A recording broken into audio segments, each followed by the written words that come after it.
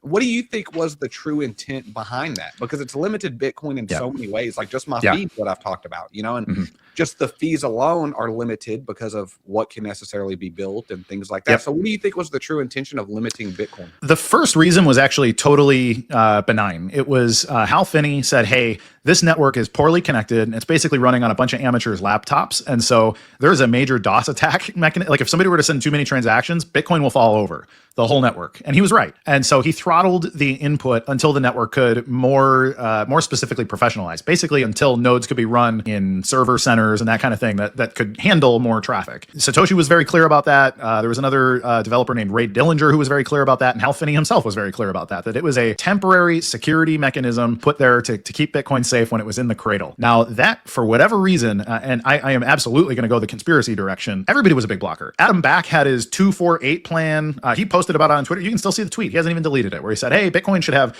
a 2 megabyte block size limit, then a 4 megabyte, and 8 megabyte. Like, we're going to do it safe, just to make sure we don't screw it up.